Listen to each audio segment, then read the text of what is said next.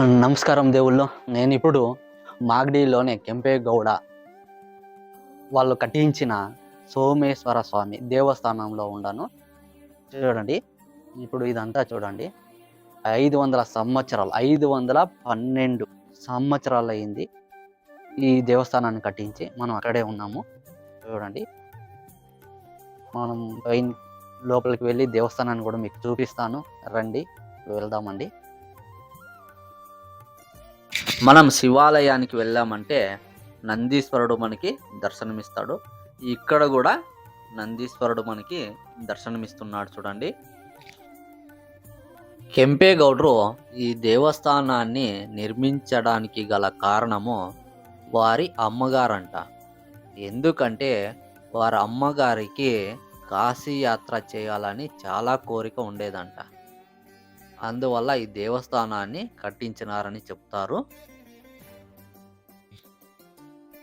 చూడండి, మనకి సోమేశ్వర స్వామి శివాలయాల్లో మనకు దర్శనం ఇచ్చేది వెళ్తుండగా నంది మరియు బృంగి. చూడండి, మనకి విష్ణు ఆలయాల్లో జయ విజయాలు కానొస్తారు కదా, అదే తరానే శివాలయాల్లో నంది బృంగి మనకి దర్శనమిస్తారు. చూడండి, మనకి ఇక్కడ చూస్తే కెంపేగౌడ, చూడండి, కెంపేగౌడరు ఇలా ఉండేవారు వాళ్ళు. చూడండి, నాడు ప్రభు అని పేరు. కానీ కెంపేగౌడరు వారి అమ్మగారికి కాశీయాత్ర చేయడం కుదరదు. ఎందుకని అంటే వారి అమ్మగారికి వయసు వేయబడి ఉంటుంది, అందువల్ల కుదరదు. దానికి కెంపేగౌడరు కాశీ నుండి శాలిగ్రామ శివలింగాన్ని తెప్పించి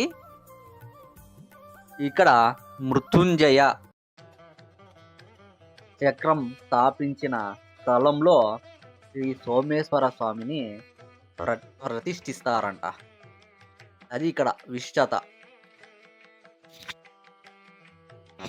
అందువలన ఈ దేవస్థానంలో శ్రీ సోమేశ్వర స్వామికి రుద్రాభిషేకం చేసిన ఆ తీర్థాన్ని సేవిస్తే అకాల మృత్యు, అపమృత్యు, కాలసర్ప దోషాలు, తర్వాత అగ్నిగండం, జలగండం దోషాలు తొలగిపోతాయని, మరియు ఆరోగ్య సమస్యతో బాధపడుతున్నవారు,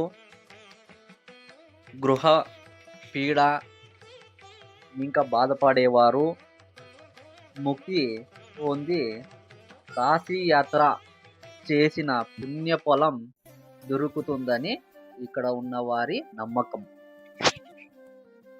ఇంకా ఈ దేవస్థానంలో శ్రీ బ్రహ్మరాంబిక అమ్మవారు, శ్రీ సత్యనారాయణ స్వామి కూడా ఇక్కడ వెలిసినట్టుగా మనం చూడొచ్చు. చూడండి, పొంగునూరు ఆవులు. చూడండి, ఇవి పొంగునూరు ఆవులు. ఇవి ఇక్కడ సోమేశ్వర స్వామి దేవస్థానంలో సాగుతూ ఉన్నారు. ఇది పుట్ట. చూడండి, ఈ కంబంలో శబ్దం వస్తుందంట. కొట్టి చూద్దాం మనము, వస్తుందా లేదా అని. చూడండి, ఇది కంబము. ఈ కంబంలో సౌండ్ వస్తుందంట, చూద్దాం.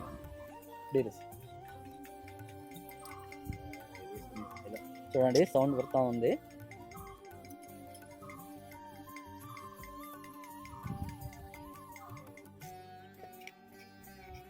మనం చూస్తున్న మంటపము ఈ కెంపేగౌడ వాళ్ళు ఇక్కడ తీర్పు ఇచ్చేవాళ్ళంట. జనాలకి ఏదైనా తప్పు చేసింటే వాళ్ళంటే ఇక్కడ కూర్చోబెట్టి వాళ్ళకి ఒక తీర్పు అనేది ఇచ్చేవాళ్ళంట మంచిగా.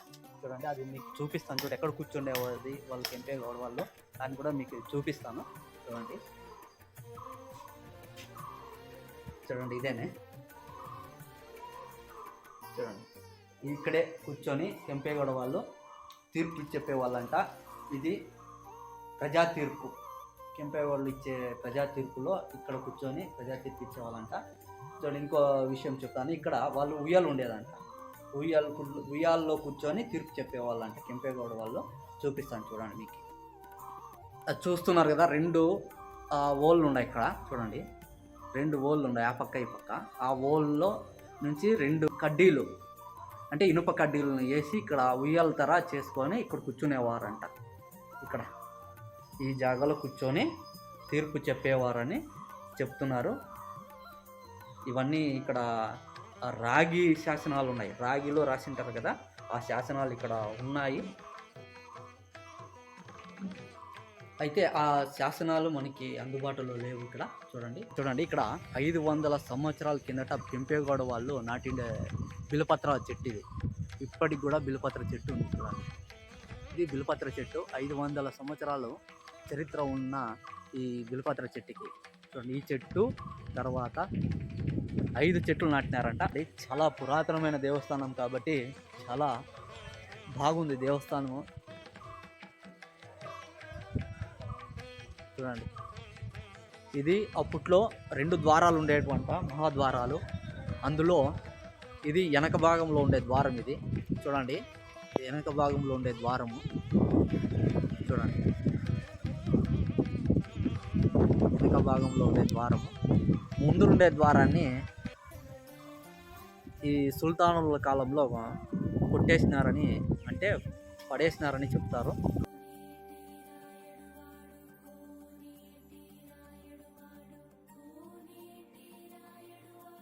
కెంపేగౌడరు బావిలోని నీటిని ఉపయోగించేవారంట. ఇక్కడ మనం ఆ బావిని కూడా మీకు నేను చూపిస్తున్నాను. చూడండి,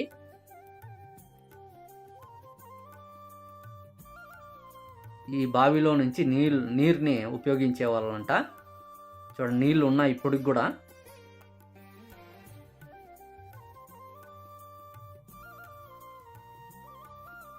ఇక్కడ మనకి యోగశాల కూడా నిర్మించినారు. అప్పట్లోనే 512 సంవత్సరాల వెనకలే యోగశాలను కూడా నిర్మించినారు.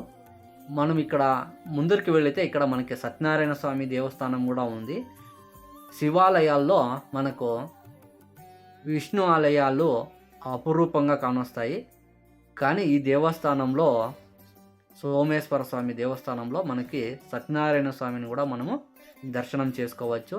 ఇక్కడ శనివారము ఆదివారము ఇక్కడ విశేష పూజ నడుస్తుందంట సత్యనారాయణ స్వామి దేవస్థానంలో. చూడండి, అపురూపంగా కానొచ్చే మనకి శివాలయాల్లో సత్యనారాయణ స్వామి దేవస్థానము. చూడండి, ఇక్కడ సత్యనారాయణ స్వామి దేవస్థానం ఎదురుగా మనకి తులసి కోట కానొస్తుంది.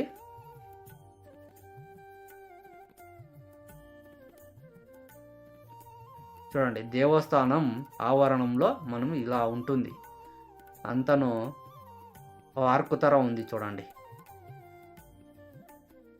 చూడండి, ఈ దేవస్థానం ఆవరణంలో పార్కు తర చాలా బాగుంది.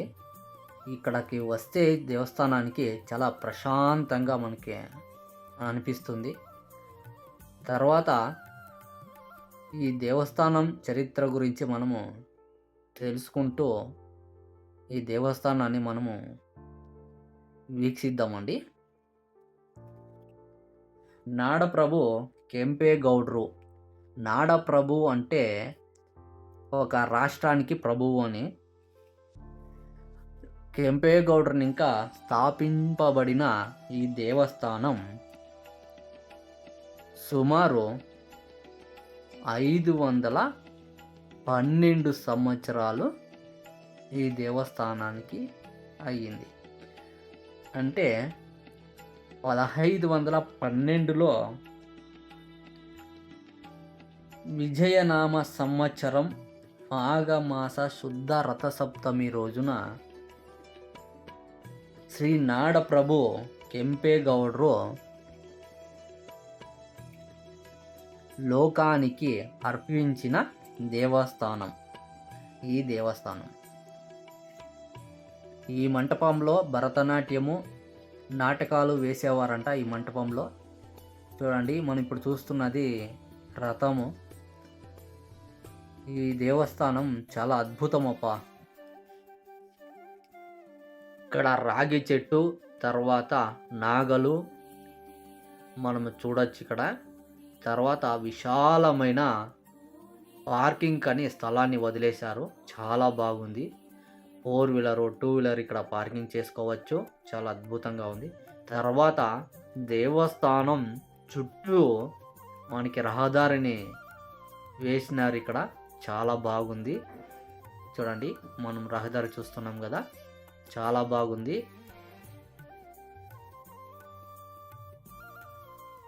ఇక్కడ మహాద్వారము ఉండేదంట, గోపురము. అది మైసూరు సుల్తానులు ఇక్కడ ఆ మహాద్వారాన్ని కూల్చివేసినారు. ಶ್ರೀ ಗುರುಭ್ಯೋ ನಮಃ. ಹರಿ ಓಂ. ಇವರು ಪ್ರಸನ್ನ ಸೋಮೇಶ್ವರ ಸ್ವಾಮಿ ದೇವಸ್ಥಾನ 1512ರಲ್ಲಿ ಕಟ್ಟಿರೋ ದೇವಸ್ಥಾನ ಇದು. ಈ ದೇವಸ್ಥಾನ ಕಟ್ಟಿ ಇಲ್ಲಿಗೆ 512 ವರ್ಷ ಆಗಿರ್ತದೆ. ಸೋಮೇಶ್ವರ ಸ್ವಾಮಿ ಅಂತ ಇವರು ಈ ದೇವಸ್ಥಾನ ಕಟ್ಟಿರೋದು ಮುಮ್ಮಡಿ ಕೆಂಪೇಗೌಡರು. ಕೆಂಪೇಗೌಡರು ತಾಯಿಗೆ ಕಾಶಿ ಯಾತ್ರೆ ಮಾಡಬೇಕು ಅಂತ ಮನಸ್ಸಿರುತ್ತೆ. ವಯಸ್ಸಾದ ಕಾರಣ ಕಾಶಿಗೆ ಹೋಗೋಕ್ಕಾಗಲಿಲ್ಲ. ಆಗ ಅವ್ರ ತಾಯಿಗೋಸ್ಕರ ಕಾಶಿಯಿಂದ ಸಾಲಿಗ್ರಾಮಲಿಂಗ ತಂದು ಇಲ್ಲಿ ಪ್ರತಿಷ್ಠಾಪನೆ ಮಾಡಿದ್ದಾರೆ. ಒಳಗಡೆ ಸಾಲಿಗ್ರಾಮಲಿಂಗ ಇದೆ. ಪೀಠದಲ್ಲಿ ಮೃತ್ಯುಂಜಯ ಚಕ್ರ ಸ್ಥಾಪನೆ ಆಗಿದೆ. ಮೃತ್ಯುಂಜಯ ಬೀಜಾಕ್ಷರಗಳಿದೆ. ಇಲ್ಲಿ ವಿಶೇಷ, ಇಲ್ಲಿ ರುದ್ರಾಭಿಷೇಕ ಆಗಿ ತೀರ್ಥ ಪ್ರೋಕ್ಷಣೆ ಆದರೆ, ತೀರ್ಥ ಪ್ರಸಾದಗಳು ತಗೊಂಡ್ರೆ ಅಕಾಲ ಮೃತ್ಯು, ಅಪಮೃತ್ಯು, ಕಾಳಸರ್ಪದೋಷ, ಅಗ್ನಿಕಂಟಕ, ಜಲಕಂಟಕ ಈ ಥರ ಜಾತಕದಲ್ಲಿ ಬರೋ ಮೃತ್ಯುಕಂಟಕ ದೋಷಗಳು ನಿವಾರಣೆ ಆಗುತ್ತೆ ಎಂದು ಇವರ ಪ್ರತೀತಿ ಆಗ್ತದೆ. ಪ್ರತಿ ಮಾಘಶುದ್ಧ ರಥಸಪ್ತಮಿ ದಿನ ಎಲ್ಲ ಬ್ರಹ್ಮರಥೋತ್ಸವ ನಡೆಯುತ್ತೆ. 10 ದಿನಗಳ ಕಾಲ ವಿಶೇಷವಾಗಿ ವಿಜೃಂಭಣೆಯಿಂದ ಬ್ರಹ್ಮರಥೋತ್ಸವ ನಡೆಯುತ್ತದೆ. ಕಾರ್ತೀಕ ಮಾಸ 1 ತಿಂಗಳು ಸತತವಾಗಿ ದೀಪಾರಾಧನೆ ನಡೆಯುತ್ತೆ. ಕಡೆಯ ದಿನ ಅಮಾವಾಸ್ಯೆ ದಿನ ಲಕ್ಷ ದೀಪೋತ್ಸವ ಏರ್ಪಡಿಸುತ್ತೀವಿ. ಮಹಾಶಿವರಾತ್ರಿ ದಿನ ವಿಶೇಷ ಪೂಜೆಗಳು ನಡೆಯುತ್ತೆ. ಮಹಾನ್ಯಾಸಪೂರ್ವಕ ಶತರುದ್ರಾಭಿಷೇಕ, ಮಹಾಮೃತ್ಯುಂಜಯ ಹೋಮ ನಡೆಯುತ್ತೆ ಈ ಸ್ವಾಮಿಗೆ. ಮತ್ತೆ ಪಕ್ಕದಲ್ಲಿ ಕೆಂಪೇಗೌಡರು ನ್ಯಾಯ ತೀರ್ಮಾನ ಹೇಳ್ತಾ ಇದ್ದ ಜಾಗ ಇದೆ. ಹಿಂದೆ ಕೋರ್ಟ್ಗಳಾಗಲಿ ಪಂಚಾಯಿತಿಗಳಾಗಲಿ ಇರಲಿಲ್ಲ. ಆಗ ಆ ಜಾಗದಲ್ಲಿ ಕೂತ್ಕೊಂಡು ಕೆಂಪೇಗೌಡರು ನ್ಯಾಯ ತೀರ್ಮಾನ ಹೇಳ್ತಾ ಇದ್ರು ಅಂತ ತಿಳಿದು ಬರ್ತದೆ. ಮತ್ತೆ ಒಂದು ಕಂಬದಲ್ಲಿ ಕಂಚಿನ ಶಬ್ದ ಬರುತ್ತೆ, ಮೆಟಲ್ ಸೌಂಡ್ ಬರುತ್ತೆ. ಇದು ಸಹ ಕಂಬದಲ್ಲಿ ಅದನ್ನು ನೀವು ನೋಡ್ಬೋದು. ಮತ್ತೆ ಹಿಂಭಾಗದಲ್ಲಿ ಪಂಚಬಿಲ್ವ ವೃಕ್ಷ ಅಂತ ಹೇಳಿ ಹಾಕಿದ್ರು. 5 ಮರಗಳಿದೆ. ಈ ದೇವಸ್ಥಾನ ಸ್ಥಾಪನೆ ಕಾಲದಲ್ಲಿ ಆಗಿರೋ ಪಂಚಬಿಲ್ವ ವೃಕ್ಷಗಳು 5 ಮರ ಸಹ ಇದು ಸಹ ಇದೆ, ಅಲ್ಲಿ ನೋಡಬಹುದು. ಮತ್ತೆ ಒಂದು ಕಂಬದಲ್ಲಿ ಕೆಂಪೇಗೌಡರು ಕೂತಿರೋ ಥರದ ಒಂದು ವಿಗ್ರಹನ ಕೆತ್ತಿದ್ದಾರೆ. ಇವತ್ತು ಇಲ್ಲಿ 4 ಕೆಂಪೇಗೌಡರ ವಿಗ್ರಹ ಇದೆ. ಅದರಲ್ಲಿ ಹಿಂದ್ಗಡೆ ಒಂದು ಕೆಂಪೇಗೌಡರು ಬಂಡೆ ಮೇಲೆ ಕೂತಿರೋದೊಂದು ಕೆಂಪೇಗೌಡರ ವಿಗ್ರಹ ನೋಡ್ಬೋದು. ಪಕ್ಕದಲ್ಲಿ ದೇವಸ್ಥಾನದ ಸ್ವಾಮಿ ದೇವಸ್ಥಾನದ ಎಡಭಾಗಕ್ಕೆ ಭ್ರಮರಾಂಬಿಕಾ ಅಮ್ಮನವರ ದೇವಸ್ಥಾನ ಇದೆ. ಆ ಅಮ್ಮನವರ ವಿಶೇಷತೆ ಬಂದು ಮಕ್ಕಳಾಗದೇ ಇದ್ದವರು, ಮದುವೆ ಆಗದೇ ಇದ್ದವರು, ಉದ್ಯೋಗ ವ್ಯವಹಾರಗಳ ಅಭಿವೃದ್ಧಿ ಆಗದೇ ಇದ್ದವರು ಅಮ್ಮನೆಯವ್ರಿಗೆ ಹರಿಸ್ಕೊಂಡು ಬಡ್ಲಕ್ಕಿ ಕಟ್ಟಿ ಹೋದರೆ ಏನೇ ಕೆಲಸ ಕಾರ್ಯಗಳಿದ್ದು ಶೀಘ್ರವಾಗಿ ಆಗುತ್ತೆ ಅನ್ನೋದು ಬರುತ್ತೆ. ಮತ್ತು ಅಮ್ಮನವ್ರ ದೇವಸ್ಥಾನದ ಮುಂಭಾಗಕ್ಕೆ ಸತ್ಯನಾರಾಯಣ ಸ್ವಾಮಿ ಇದ್ದಾರೆ. ಸತ್ಯನಾರಾಯಣ ಸ್ವಾಮಿ ದೇವಸ್ಥಾನಗಳಾಗಲಿ ವಿಗ್ರಹಗಳಾಗಲಿ ಇರೋದು ಕಡಿಮೆ. ಸುಮಾರು 500 ವರ್ಷಗಳ ಹಿಂದೆನೇ, ಅಂದರೆ ದೇವಸ್ಥಾನ ಸ್ಥಾಪನೆ ಕಾಲದಲ್ಲಿ ಆಗಿರೋ ಸತ್ಯನಾರಾಯಣ ಸ್ವಾಮಿ ವಿಗ್ರಹ. ಮತ್ತೆ ಪ್ರಾಚ್ಯ ವಸ್ತು ಪುರಾತತ್ವ ಸಂರಕ್ಷಣಾ ಇಲಾಖೆಯವರು ಸಂಶೋಧನೆ ಮಾಡಿರೋ ಪ್ರಕಾರ ಕರ್ನಾಟಕದ ಮೊದಲನೇ ವಿಗ್ರಹ ಅದು. ಮತ್ತೆ ಕೆಂಪೇಗೌಡರ ಹಜಾರ ಅಂತ ಇದೆ. ಕೆಂಪೇಗೌಡರ ಹಜಾರ ಅಂದರೆ ಹಿಂದೆ ಇಲ್ಲಿ ಸಾಂಸ್ಕೃತಿಕ ಕಾರ್ಯಕ್ರಮಗಳು ನಡೀತಾ ಇದ್ದ ಜಾಗ. ಅಲ್ಲಿ ಭರತನಾಟ್ಯ, ಸಂಗೀತ, ಹರಿಕಥೆ, ನಾಟಕಗಳು ಅಲ್ಲಿ ರೈತರಿಗೋಸ್ಕರ ಅಲ್ಲಿ ಅಳವಡಿಕೆ ಮಾಡಿದರು. ಅದು ಕೆಂಪೇಗೌಡರ ಕಾಲದಿಂದ ಆ ಜಾಗದಲ್ಲಿ ಸಾಂಸ್ಕೃತಿಕ ಕಾರ್ಯಕ್ರಮಗಳು ನಡೀತಾ ಇರುತ್ತೆ ಅಂತ ತಿಳಿದು ಬರ್ತದೆ. ಮತ್ತು ದೇವಸ್ಥಾನದ ಹಿಂಭಾಗಕ್ಕೆ ಒಂದು ಬಂಡೆ ಮೇಲೆ ನಂದಿ ವಿಗ್ರಹ ಇದೆ. ಶಿಖರ ನಂದಿ ಅಂತ ಹೆಸರು. ಆ ಶಿಖರ ನಂದಿ ಪ್ರತಿನಿತ್ಯ ರಂಗನಾಥ ಸ್ವಾಮಿ ದೇವಸ್ಥಾನದ ಪೂಜೆ ಮುಗಿಸಿ ಈ ದೇವಸ್ಥಾನಕ್ಕೆ ಬರ್ತಾ ಇದ್ರು ಕೆಂಪೇಗೌಡರು. ಈ ದೇವಸ್ಥಾನದಿಂದ ಬಂಡೆ ಕೆಳಗಡೆ ಸುರಂಗ ಇದೆ. ಆ ಸುರಂಗದಿಂದ ಸಾವಂದುರ್ಗಕ್ಕೆ ಹೋಗ್ತಾ ಇದ್ರು. ಅಲ್ಲಿ ಪೂಜೆ ಮುಗಿಸಿ ನರಸಿಂಹಸ್ವಾಮಿ ದೇವಸ್ಥಾನ ಇದೆ ಸಾವಂದುರ್ಗದಲ್ಲಿ, ಅಲ್ಲಿ ಪೂಜೆ ಮಾಡಿ ಬರ್ತಾ ಇದ್ರು. ಅದು ಈಗಲೂ ಸಹ ಸುರಂಗ ಮಾರ್ಗ ಇದೆ. ಬಟ್ ಇವಾಗ ಯಾವುದೇ ಮೇಂಟೆನೆನ್ಸ್ ಇಲ್ಲದೆ ಇರೋದ್ರಿಂದ ಅದನ್ನು ಮುಚ್ಚಿದ್ದಾರೆ. ಇದು ಮುಮ್ಮಡಿ ಕೆಂಪೇಗೌಡರು ಕಟ್ಟಿಸಿರೋ ದೇವಸ್ಥಾನ. ಈ ದೇವಸ್ಥಾನಕ್ಕೂ ಸುಮಾರು 400 ಎಕರೆ ಭೂಮಿ ಇತ್ತು. ಹಿಂದಿನ ಕಾಲದಲ್ಲಿ ಕೆಂಪೇಗೌಡರ ಕಾಲದಲ್ಲಿ ಈ ದೇವಸ್ಥಾನ ತುಂಬ ವಿಜೃಂಭಣೆಯಾಗಿ ನಡೆದಿರೋ ದೇವಸ್ಥಾನ.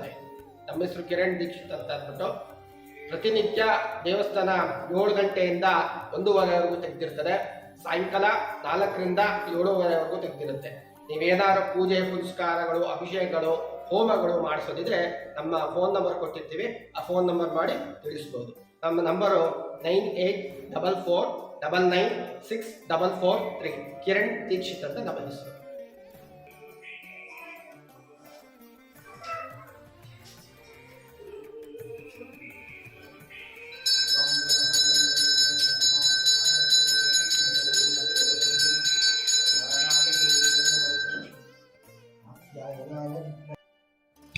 ఈ దేవస్థానంలో భ్రమరాంబిక అమ్మవారికి ఒడిబీముని సమర్పించుకుంటే పెళ్లి కాని వారికి పెళ్ళి అవుతుందంట, ఉద్యోగం లేని వారికి ఉద్యోగం వస్తుందని చెప్తారు, వ్యాపార అభివృద్ధి లేని వారికి వ్యాపారము బాగా జరుగుతుందని కూడా చెప్తారు ఇక్కడ. తర్వాత కోరిన కోరికలు నెరవేరి వారికి అంతా శుభం కలుగుతుందని కూడా చెబుతారు.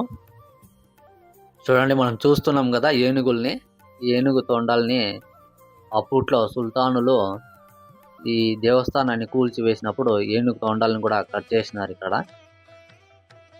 చూడండి, భ్రమరాంబిక అమ్మవారిని మనం ఇప్పుడు దర్శనం చేసుకుంటున్నాం. చూడండి, చాలా శక్తివంతమైన భ్రమరాంబిక అమ్మవారు. మీరు దర్శనం చేసుకోండి, మీకు అంతా శుభం కలగాలని కోరుకుంటున్నాను నేను. మన ఛానల్ని ఎవరైతే సబ్స్క్రైబ్ చేసుకోలేదో దయచేసి సబ్స్క్రైబ్ చేసుకోండి, షేర్ చేయండి, కామెంట్ చేయండి, లైక్ చేయండి. చూడండి, సోమేశ్వరం స్వామిని కూడా మీరు దర్శనం చేసుకోండి ఇంకోసారి. అంతా మీకు కూడా శుభం కలగాలని కోరుకుంటున్నాను. ఇట్లు మీ మురళీకృష్ణ ఎన్ నానే గ్రేట్, మన ఛానల్ పేరు. ప్లీజ్ సబ్స్క్రైబ్ చేసుకోండి. నమస్కారం అండి.